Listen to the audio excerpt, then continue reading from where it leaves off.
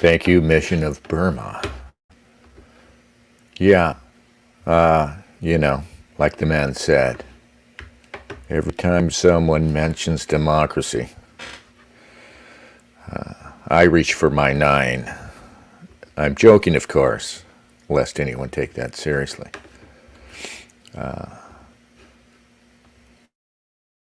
And I'm thinking I reach for the nine, figuratively speaking, because of what's going on in France, which is fucking outrage. But do not despair. Do not despair for France necessarily just yet, because despite the fact that Macron allied with the commies and various ragtag anti-establishment lefties to deny Le Pen's popular front, and of course Marine Le Pen might be completely worthless. Don't forget, she's been kind of awful on a few things recently, in the last few years. But having denied really the popular will, which has swung rightward, and only on this issue of immigration, frankly. I mean, these are regular French people showing up to vote for the nationalists, the right wing, because they can't walk the fucking streets, and it's ridiculous that there's nobody on the left who will address it. These same people voting for Le Pen, still want their democratic socialism. So I imagine, I haven't been to Fox News to see how they're covering it, but I imagine if you go to Fox News or to some of the kind of lunk-headed right wing outlets out there, you'll find that they're probably saying, that these voters are rejecting socialism. Not necessarily so. In fact, I think they'd like to preserve, their so-called socialist, democratic socialism, as we used to call it, which is rapidly being made untenable by the people in charge, who are not, in fact, genuine democratic socialists anymore. Nobody wants to recognize this. They're not liberals. They're not recognizably progressive, as the word used to be properly used. They are a new breed. They're the globalists. They're the neoliberal maniacs. But since I don't know shit about it, I want to share with you this explanation given by, I always forget this guy's name, Alexander Mercouris, I guess is his name, over at the Duran, which is a really good place to get your analyses. Here he is explaining the system in France and kind of what's happening. Am I sharing? First, let's be sure we're sharing the proper, StreamYard. Then I want to go over at 10:30 and see what Karine Jean-Pierre has to say at her press conference today. Because Joe just wrote a letter. Somebody wrote a letter for Joe that maybe he managed to read part of it. Saying we're not quitting. We're the only ones who can beat Trump, and yada yada yada.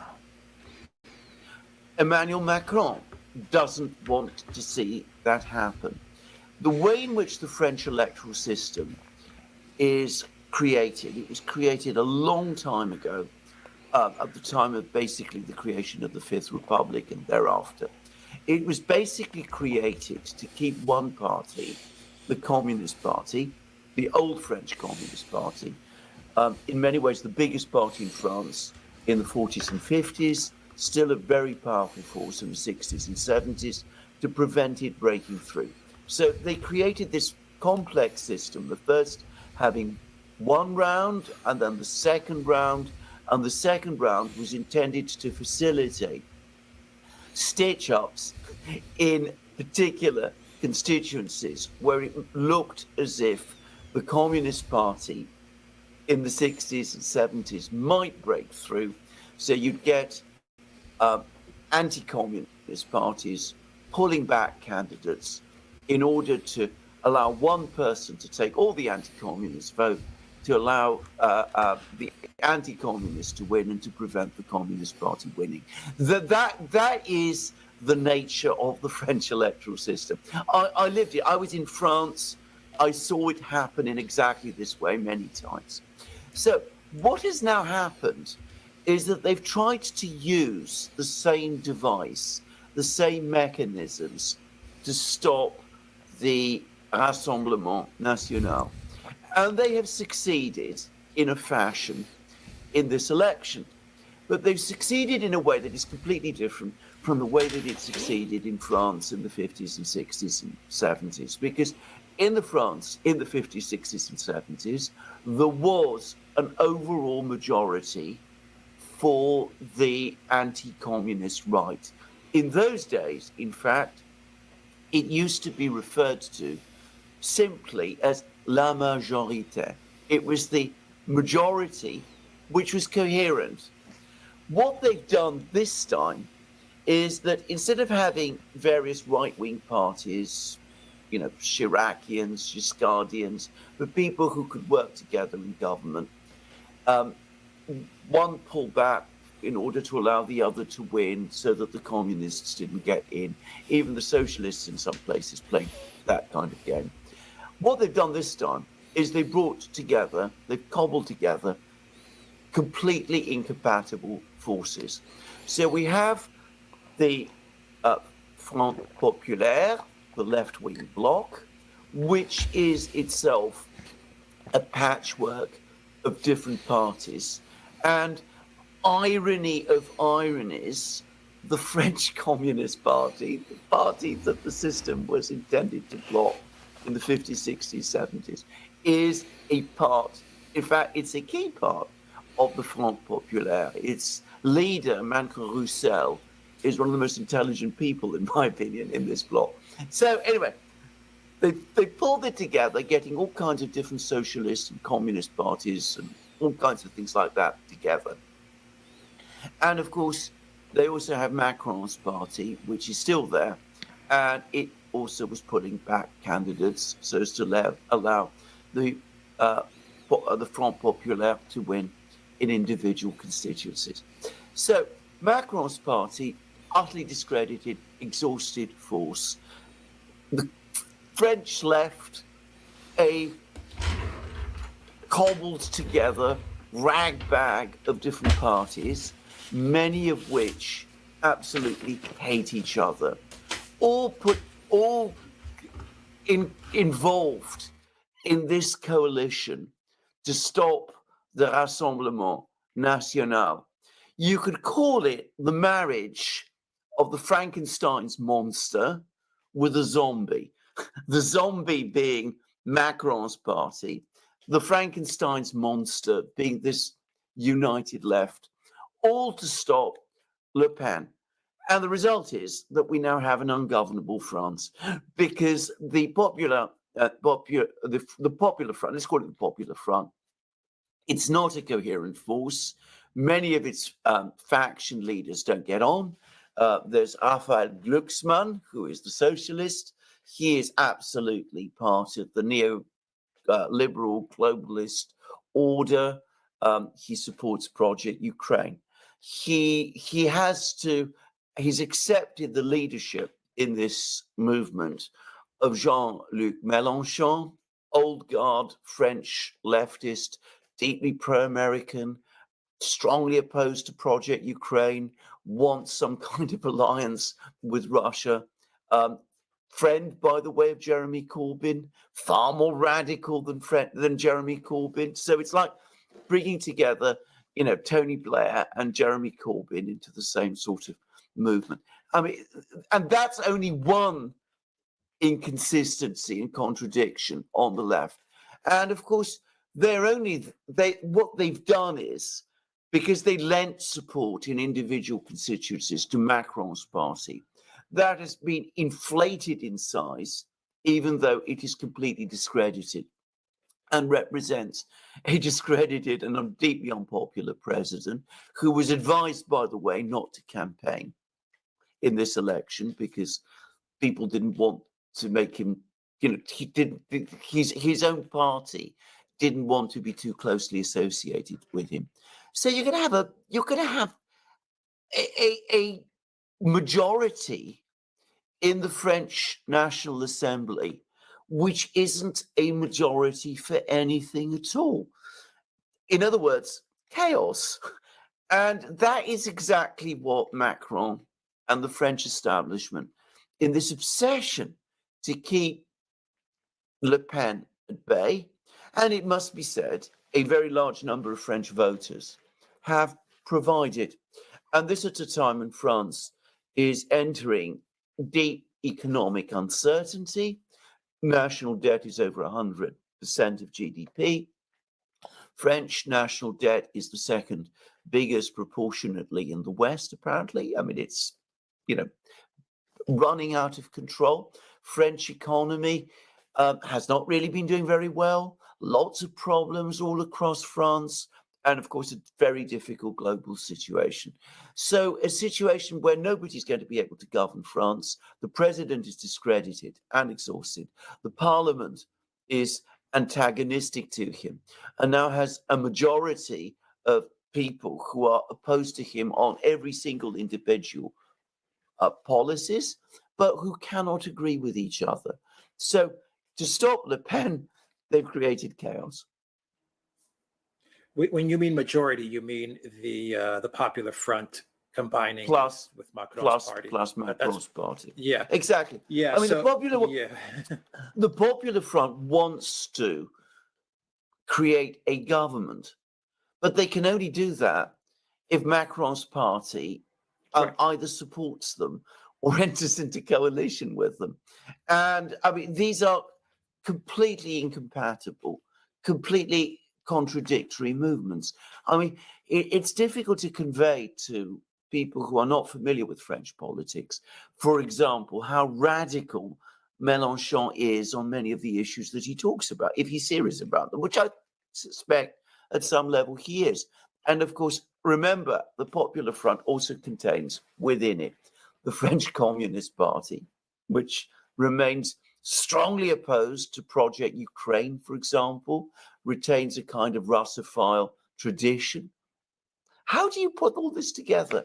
And how do you get all of these various parties, for example, either to agree to expenditure cuts or to agree to pursue a more dirigiste model, if that is what you want to do? There is no coherence from this French parliament. And Yeah, okay. So the point is that France is about to become ungovernable at the very time, this crisis. At the very time it's sort of publicly, the government in power now has sort of publicly demonstrated its corruption. It's kind of like ours. And it's funny if you can note that now, this European model where you have all kinds of parties, you have, at least 3 parties vying for some national election, often more, and multiple parties are in the game, and coalitions have to be formed after somebody wins, a plurality. Instead, over here, we've got this binary, kind of fake Democrat-Republican thing, which always seemed more stable, whatever its flaws. But you see here now, we don't have real elections. Let's be honest. If the, it's so idiotic I don't mean idiotic. I don't mean to be rude, but it's kind of dumb that we're debating whether or not the election was outright stolen from Trump, when the process has already been corrupted, probably in worse ways than outright cheating. It's almost like that question is out there as boob bait to distract us from the fact that this, democracy is almost meaningless here.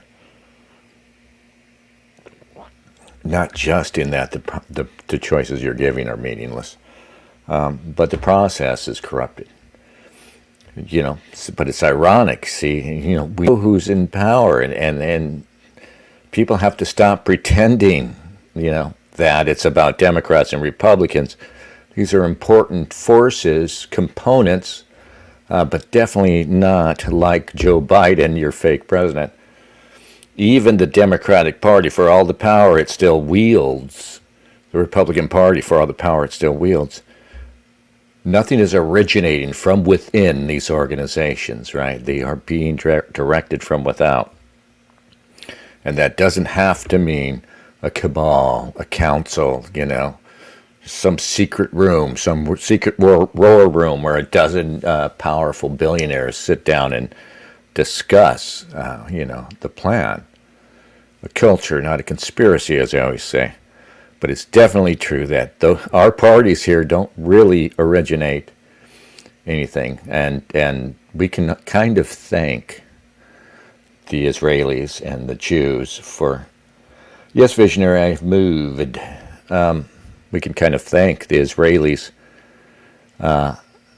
for having exposed it. Like I always say, you don't need to go any farther to understand the problem of Jewish power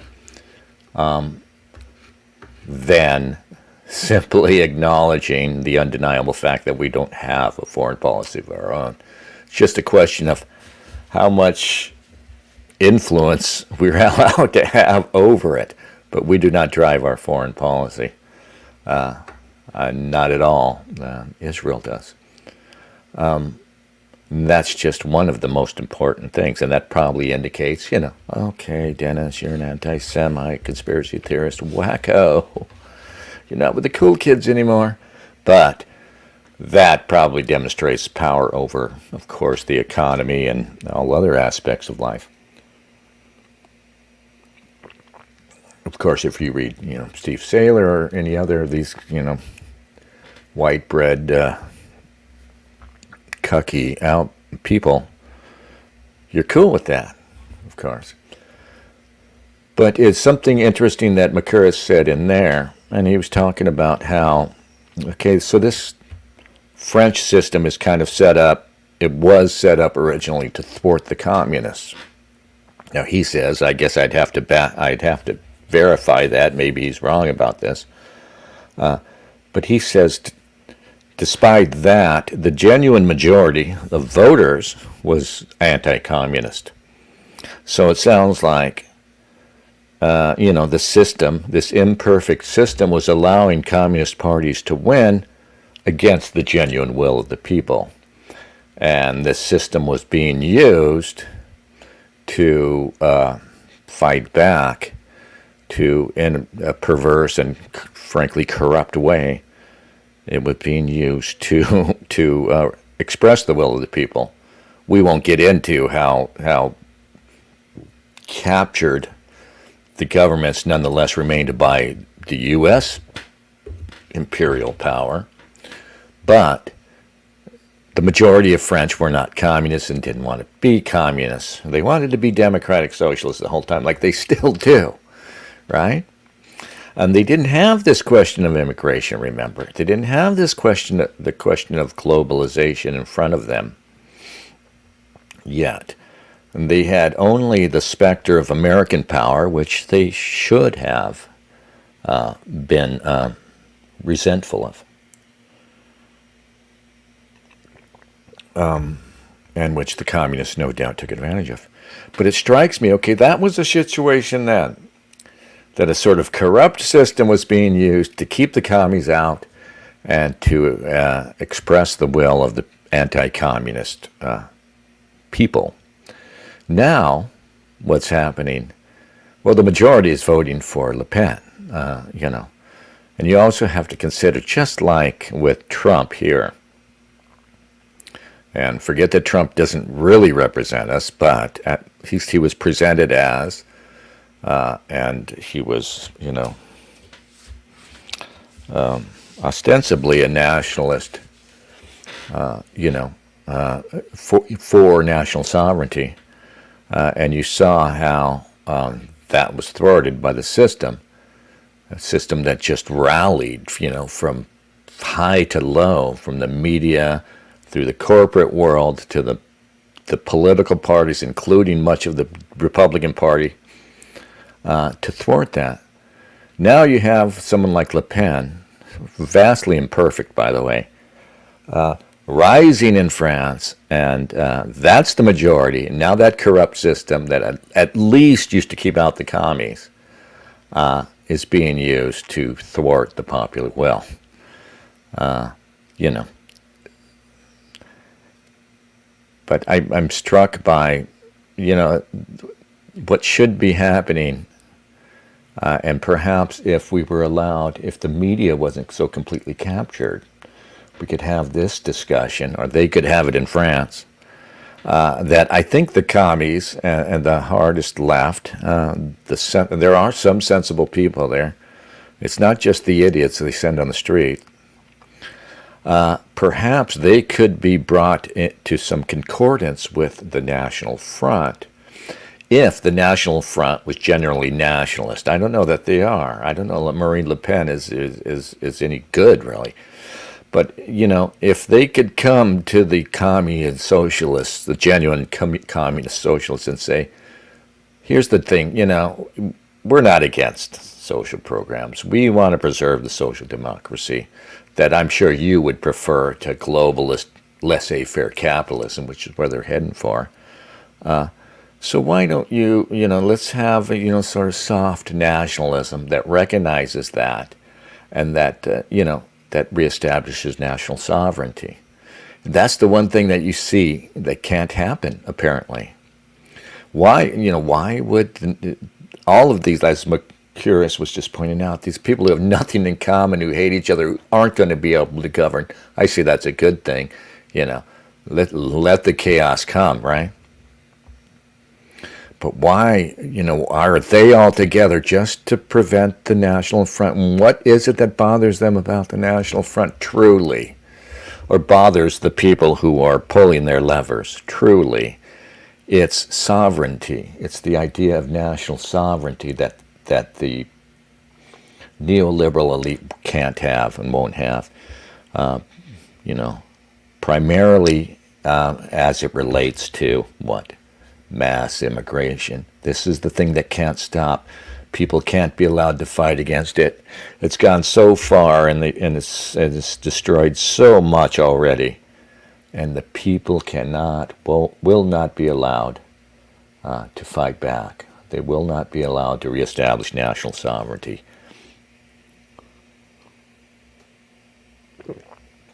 But you realize part of the problem is that this idea that, you know, the people who control the narrative managed to make nationalism a dirty word, managed to misapply this idea of this word nationalism everywhere, you know, having defined it as something just short of fascism, right? Just another aspect of fascism.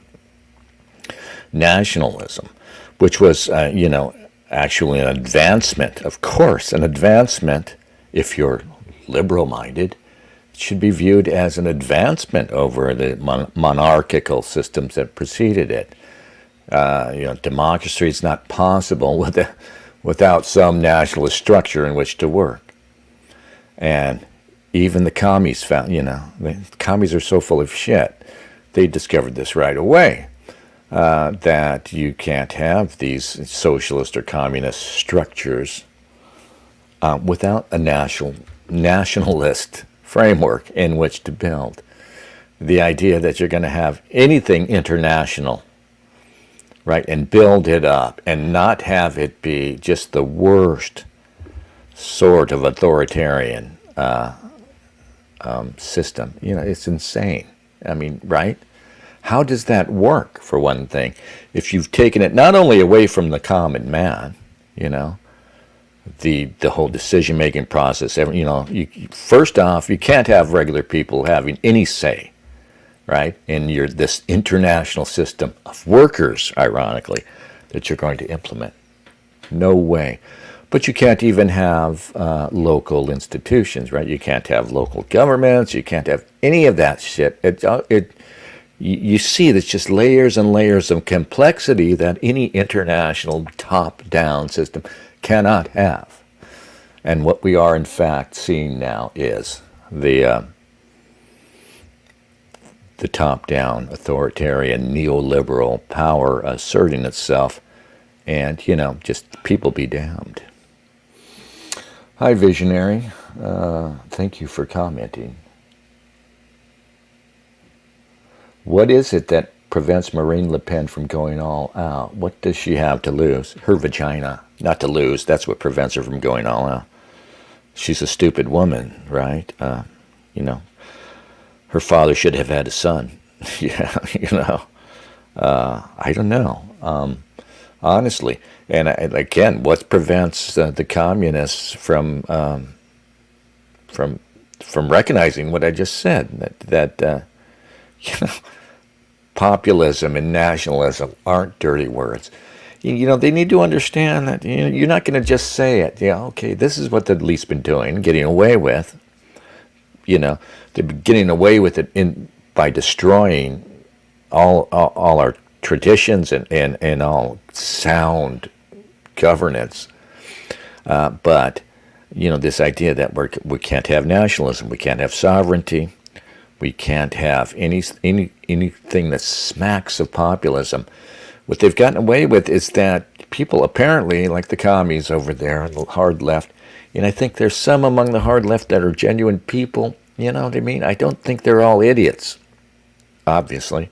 They can't be all idiots. The idiots are the guys who go out in the streets, the young, dumb men, mostly, who go out in the streets and break windows because they're bored and stupid, you know. But the problem is that they see only nationalism, populism, national sovereignty, you know, there's like a three-headed snake. And they don't realize there are levels. There are levels to everything. You know what I mean? Populism doesn't, you know, it doesn't have to mean, you know, mobs in the street. You know, they cannot conceive of a soft nationalism. They can't conceive of a soft populism. They can't conceive of sovereignty that isn't just wild, you know, out of control. You see how everything, what's happening here, what's happening in Europe, it's all based on lies. It's all based on bullshit. It's all based on manipulating people into our foolish way of acting on emotion and not using our heads and not recognizing our own interests. And, of course, the fact that women vote now. And, you know, I mean, it would be so much easier if we just had to deal with the men. It would be bad enough just having to deal with the men because you still have young people. I mean, you could raise the vote to like 25. That's probably a good idea. You know, okay, so you can't draft 18-year-olds. Fuck it, I don't want to draft 18-year-olds. Plenty of them will volunteer, all right? You can leave that. Okay, you can volunteer. You still can't vote. I'm sorry. Just recognize that before going in. In fact, we'll make it part of the process when somebody volunteers for the Army. We'll, you know, make it a law, like a Miranda law. Okay, at some point you have to sit this idiot down and understand to him and explain to him. They won't care. Trust me. I volunteered once. They won't give a shit. But 25 years old, you know what I mean? You know, you just let your head cool a little, you know. You know, brain is like it came out of a forge, right? Boom, boom, boom, boom. That's birth, and it's just got to cool down a little before it becomes, you know, what it is. What about the niece, says Visionary? Well, there's a niece out there in the Le Pen family, yeah, who's sounds, you know, more radical, quote unquote, than Marine. You know, I don't know. I suspect Marine Le Pen would be like Meloni in Italy, you know, another female, getting in power, and then, well, she'll just not do anything. She'll just get in power and then keep the immigrants coming. And we have to ask ourselves, okay, what's happening? What's happening to these people? It can't be simply that they're all bought out. It can't simply be that they suck, that they're awful people. What's happening? Is there something we're not getting? Are they being sat down and given some sort of talk? Are they all compromised? I don't believe that. But I think that the decision has been made somehow that Europe and the West has to accept mass immigration or it's going to expire because of the birth rates falling. People keep saying that, but you know what? You're not bringing in workers. You're not bringing in productive people in Europe. In the States, maybe you can, but I would question what the true value is of importing an Indian overclass, to run motels and shit. I'm sorry, Indians, I'm not impressed, and I'm not one of these guys who gives a shit about brown people, who hates brown people. I like you, but frankly, I don't see. You're not impressing me. Though I do like the service I receive at hotels and motels, and there's a local taco joint that's run by an Indian guy that I go to. But when I see the higher ups, the Nikki Haley's, etc. I mean, I like Vivek, but Vivek stands out as an exception to the rule. I mean, they're just these awful. And when you look over to Britain, of course, just like the worst fucking politicians, right? Because I guess because the Hindu background means that they're all, they're just so much more easily swayed over to the pro-Israel position. And this mercantile attitude means, mercantile attitude combined with the fact they have no hereditary connection to us means they're just going to be the worst fucking neoliberals. Even the good people, even the good smart people are just going to be horrible neoliberals that are no use to you and I.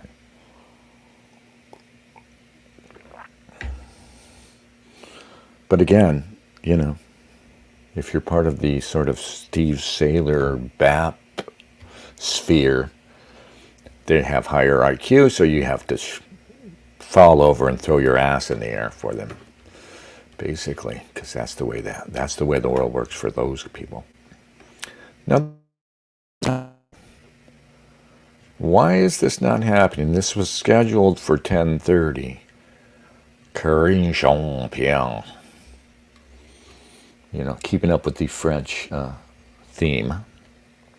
We're going to have a black lesbian with a French name come and tell us about, why this zombie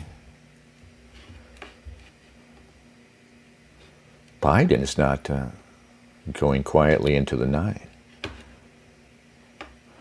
All right, maybe I'll find his letter and we'll just read his letter while we're waiting for Crayon. Visionary says, regarding the niece Le Pen, niece of Daddy Le Pen or of Marine, I don't even know. Visionary says, of her, the niece's radicalism was what all educated men believed up until the French Revolution, to paraphrase Evola. Yeah, I mean, despair not, because the chasm between so-called fascism, so-called communism, left, right, all of these things are not that broad. There should be plenty of people on the left who can be reached. Drop the economic shit. I don't give a fuck about taxes, free market bullshit. Fuck all that. We got to drop that. And just trying to reach over to the other side. No. This is all we want. We can argue about the other things. If you think your ideas are so good they'll just win out, then just, you should accept this. National sovereignty. No more mass immigration to change things. I mean, that's no good. You can see it's not helping anything. And anybody, especially the left, especially the communists and the socialists, should be absolutely against what they're seeing happen. With mass immigration, how it's neoliberal. It's nothing that they want. And it's to their eternal shame, above all, that these lefties in Europe especially have been completely captured by the neoliberals. And they basically work for international capital now. Is that an anti-Semitic phrase? International capital? It should be. Where are you, Corinne Jean-Pierre? Why don't you get in here? It's funny that you can't see the downvotes anymore on YouTube. What does that even mean? Now I'm going to refresh this page. Maybe something's going on here. Maybe she's talking. Chat is disabled for this live stream. Okay. Yes, visionary. I've moved, and I'm a boarder for the time being. So I've got my little room with my mini fridge in it. It's like living in a motel. I was staying in this extended stay motel here, which I found quite comfortable. Yeah, it was a weird place. It was quite sufficient. I thought it was great. I mean, I was staying at like, which one? Holiday Inn, or, one of your mid-level motel, executive Holiday Inn or something, whatever they call it. And I thought it was cool because I liked going down and getting breakfast, Every morning they put out breakfast, right? I liked that, even though it's not healthy food. But the rooms are weird, man. And you can't really, I tell them, I'm just one guy, just give me a single room. And they don't even have those. You have to get a room where it's 2 queen-size beds, and they're always set up weird. I actually don't like that there's just this little area where I don't have anything to do with. And like somebody pointed out, there's always a cuck chair, right? There's always a chair in the corner that faces the bed, and you've got to wonder, right? I'm sure that it's been used for the purpose, right? But yeah, I mean, I didn't like it. It didn't feel good. And so I said, okay, well, I'm stuck for a couple of weeks, and I need to economize. Let me find something better, I even considered Motel 6, because there was a Motel 6 just a few blocks over from where I was at. And I went over there, and outside of the Motel 6, it's like one of those scenes from downtown Philadelphia. Not quite that bad. There was nobody like ODing, but it was rough. I thought, I can't stay here. I can't live in this. I found one, and I thought it would be pretty bad, because it was inexpensive. I drove over and checked it out, and this location was good. It had its nice little out of the way location, which meant that it wasn't in the city. It was kind of out, almost in. It was like green space all around it, which meant that the homeless and crackheads just didn't find their way to it, And I thought, okay, that's good. So I just went there, saved some money, and I found I realized, wow, this is way better, because they give you, it's a little room with one bed, one queen size bed. That's all I need. But you got a mini fridge, you've got a microwave, you've got a little stove top to cook on, you've got your own kitchen sink. I was like, whoa, this is way better than staying at fucking Holiday Inn. And I was quite comfy there, but, I ended up here just because, this is temporary too. Yes, visionary, Seattle. We are in Seattle. But it was weird. The place was newer, and I think this is the thing that this is a relatively new building, relatively new establishment, and they haven't had time to fuck it up yet. But because the clientele was rough. The clientele was rough. There were this, largely non-white, and like half respectable people, normal people like me, kind of ostensibly normal, and half were just, not like criminal people. Just, I don't know, if you're working class, these people, you've lived around them. These people that they usually have addiction problems. If they have children, they're usually not raising them right. You know what I mean? They're just kind of chavs. And some genuinely rough people too staying there, because it was inexpensive. Like one day I come in there, I come walking through the lobby, and the guys at the front desk are on the phone. They're on speakerphone with a little girl who's in a room, who apparently has been abandoned there by her mom. And they're trying to figure out what's going on. Like, are you alone there? Yes, I'm alone. It's so fucking, it was like heartbreaking. right? And the girls, what can we do for you, darling, or whatever. I don't know why they're not just going directly to the room. I just want my mommy back, she says, something like this. Like, mom has fucking left her there for a day or two, right? She's starting to freak out. So it's, it is what it is. I guess they're not going to do this, right? Let me research. Because I know there's some bullshit with YouTube and it's on and I'm just getting this stupid screen.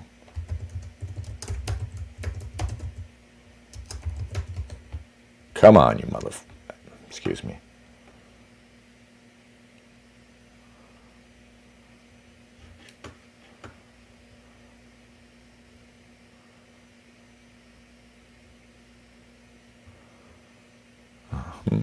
Just going to look at this here. No, I'm looking at the same screen. I guess we don't get to see that. Let's find the letter. Joe Biden's letter. Infamous letter. Anyway, this is going to be the thing. And we might do this like weekdays. And I'll get I'll get my shit together and try to just do like an hour in the mornings. Yeah, and an hour or two. An hour or two if we've got more material. And just do that around 10 Pacific time most days. That will be the idea. Visionary says, my living situation leaves a lot to be desired, but the rent is low. Visionary, you're in Seattle, right? You're the guy who lives on the Ave, right? You got to let me come see you, man. I don't have to go to your house if you don't want me to go to your house. I mean, I don't want you to come here either.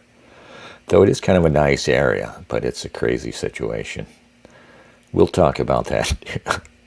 I don't know if it's appropriate to talk about all of it, but it's, I've got a crazy landlady and she's hilarious. It's actually kind of cool though. In fact, I'm outside of Seattle. And I don't want to give my location too closely, obviously.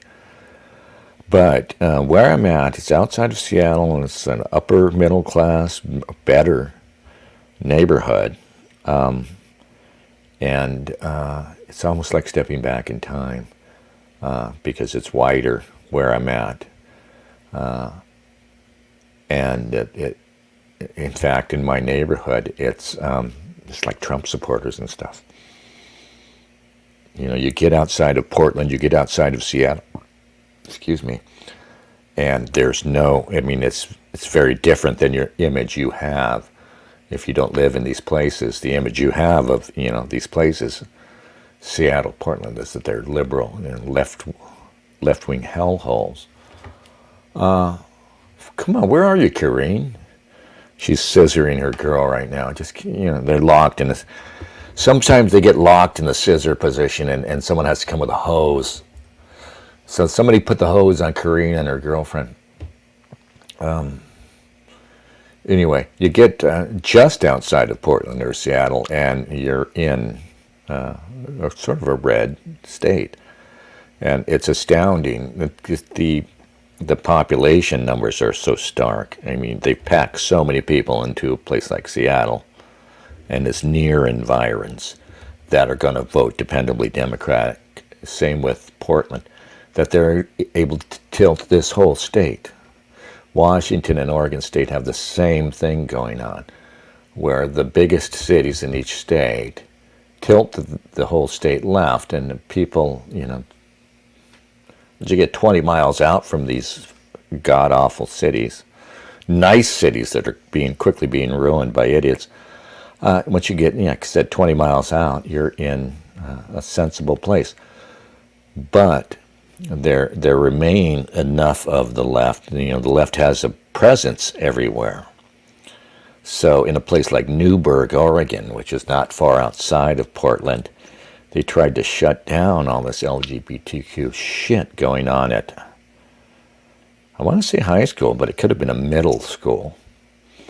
And they managed to get pretty far before the lefties sort of rallied and came in, and I think they sued and found a friendly judge and got the LGBTQ instruction, the anal instruction back in that school. So, in fact, in Oregon, a couple of years ago, I remember reading up on they have organizations, they're funded by, the same sort of Soros syndicate. Money funds these. But they have, for instance, organizations in Oregon that their purpose is to go out to the redder parts of the rural red parts of Oregon and promote LGBTQ or whatever else is on, the whole list. LGBTQ, BLM, immigration cultism.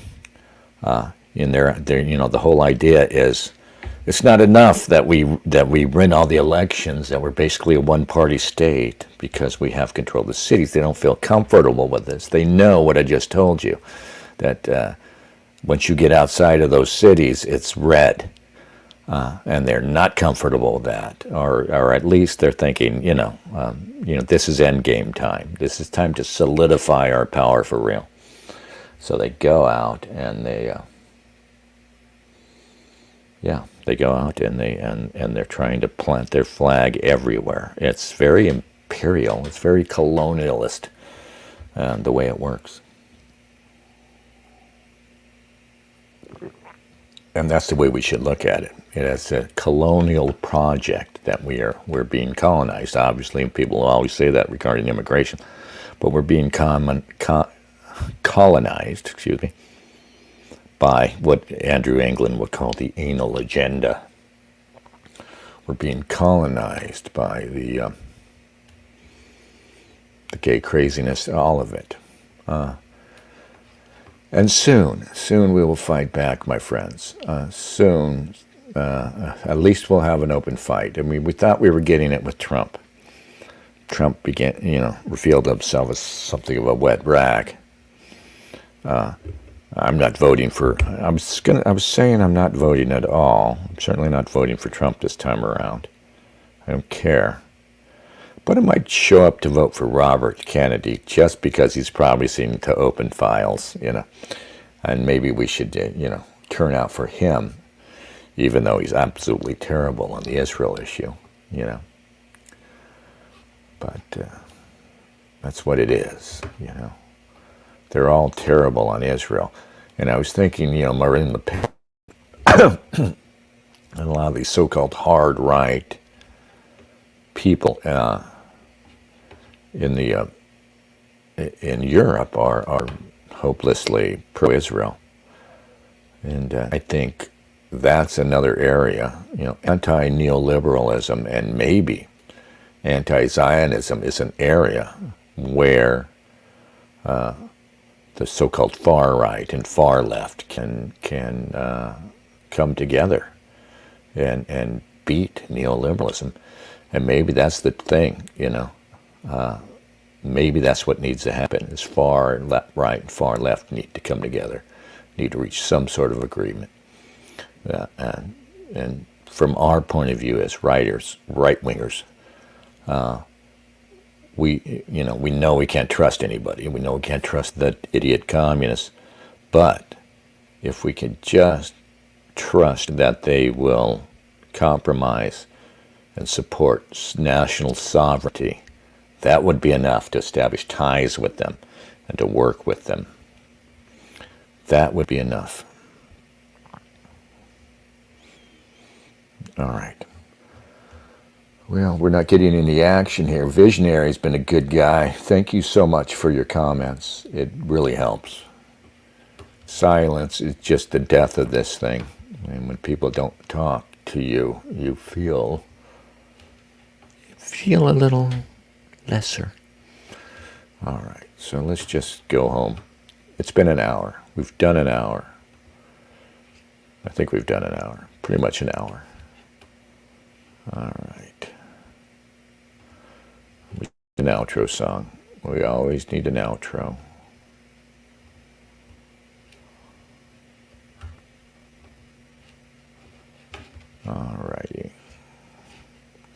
thanks again. We'll come back tomorrow, same time, 10 o'clock Pacific time. All right, guys? And we'll talk. I'll prepare something. I'll actually prepare something. All right, let's go. Who knows where the time goes? It doesn't go anywhere, actually.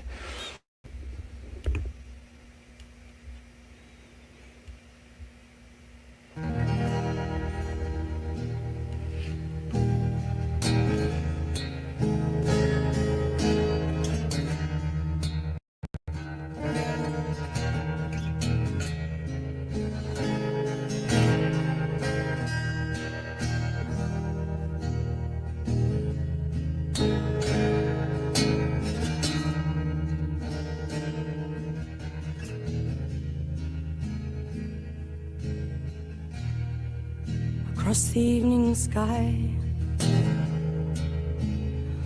all the birds are leaving, but how can they know it's time for them to go?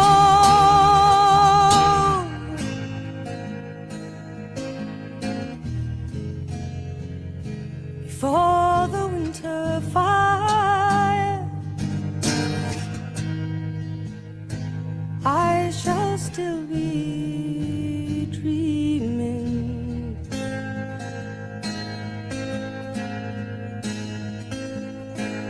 I do not count the time.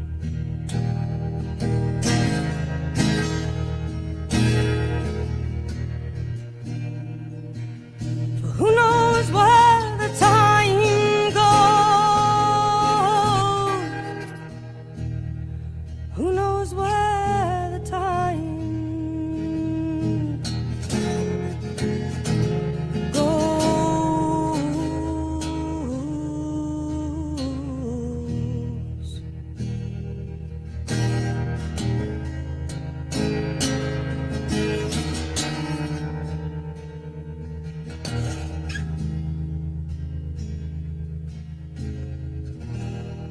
Sad deserted shore, your fickle friends are leaving. But then, you know, it's time for them to go.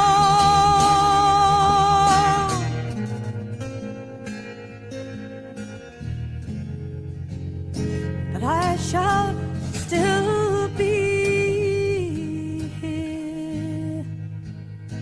I have no thought of leaving.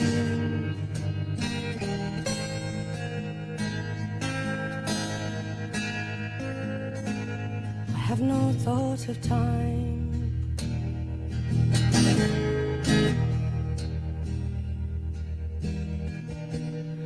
For who knows where the time goes?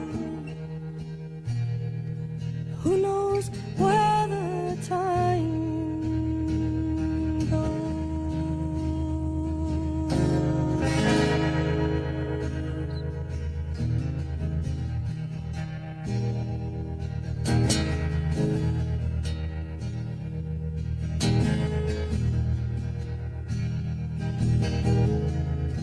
and I am not alone.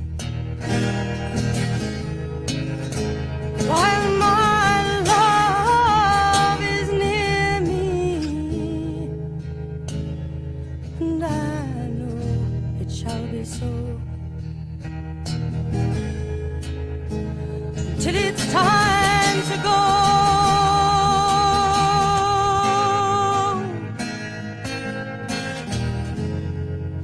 So come the storms of winter,